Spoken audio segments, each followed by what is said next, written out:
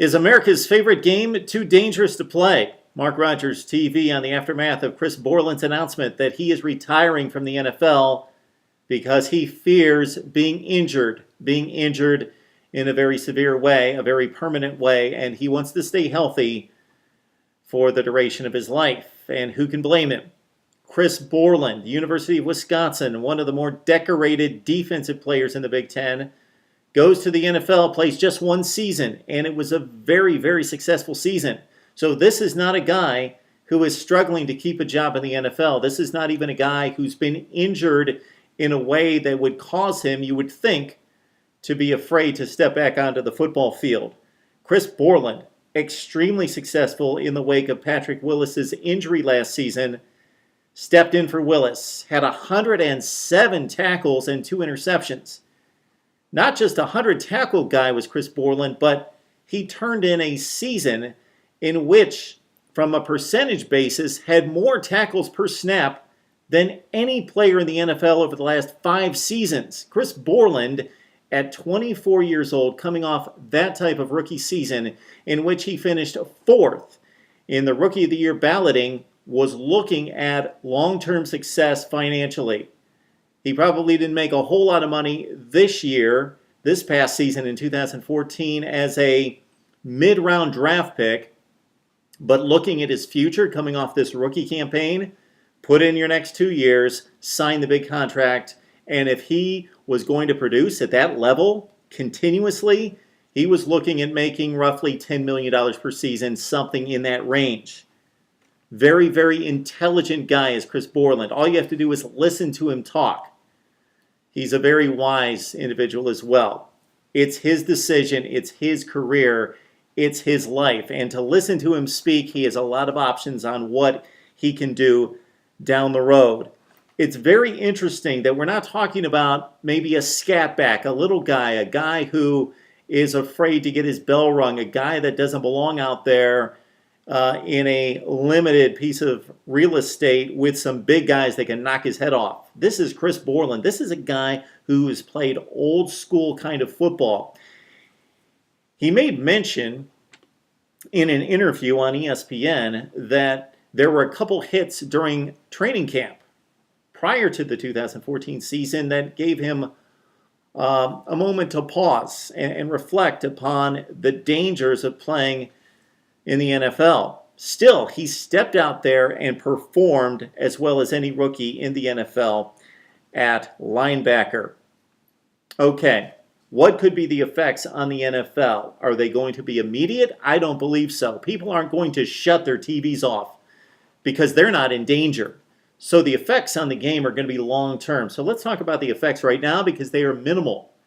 Yes, there are going to be a few people out there that are thinking, okay, this is a really dangerous game, and maybe I'll start to invest my time watching other things. But the sheer enjoyment of football from a spectator-type sport, it's the most popular sport in America by far. It's not even close. It's not debatable. It was debatable 15 or 20 years ago with Major League Baseball, but it has separated itself by a ton. It's by far, look at the TV ratings, look at the coverage given to the NFL, even in the offseason, over sports that are in season. The NFL is by far making so much money, as we know, and it is the most popular sport. What may make an impact is when a star player, Chris Borland was a star in the making, but who knows who Chris Borland is? I do because I'm a college football guy who watched him play at Wisconsin. But even the average NFL fan had maybe the name in the back of their mind from catching Patrick Willis's injury and knowing that Chris Borland replaced him. So aside from the avid football fan, Chris Borland's name is not a household name. But what happens when the first star player, right in the prime of their career, make this type of decision? Okay, youth leagues, parents are seriously considering what's going on here, seriously considering the research, the information that's available to them, considering the risks of playing football.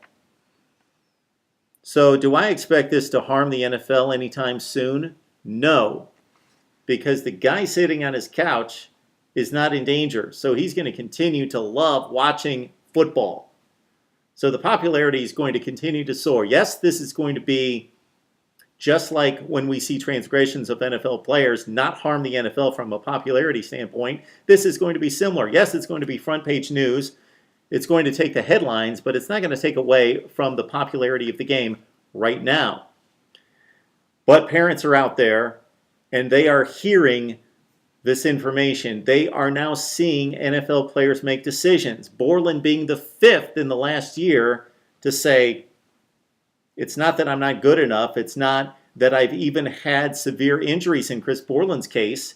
He's just thinking about the research, looking at the effects, and he's studied longtime NFL players and seen the effects. He mentioned Mike Webster in particular, the great Pittsburgh Steelers center, and some very serious effects to Mike Webster and his life, a very shortened life. As a parent, I allowed my son to play football this past season. He was a senior in high school. He had been a baseball player his whole life. He decided he wanted to play football, give it one shot. I didn't feel real good about it. I love football. I played in high school, did not want my son to play, but I wasn't going to not allow him to play.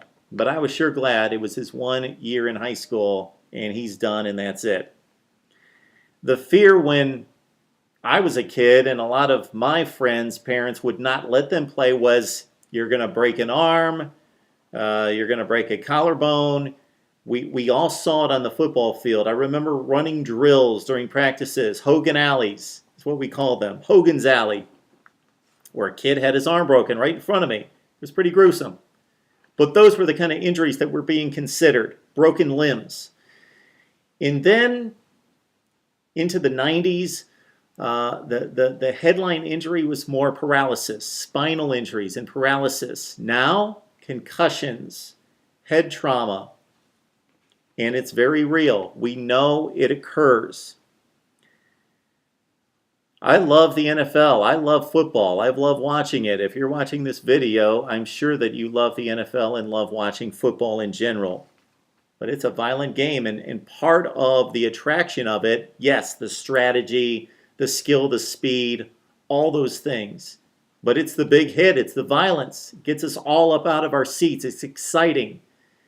And from a purely spectator standpoint, I hate to see the rules change. I hate to see guys not allowed to come across the middle and see that safety take out the wide receiver from a spectator standpoint.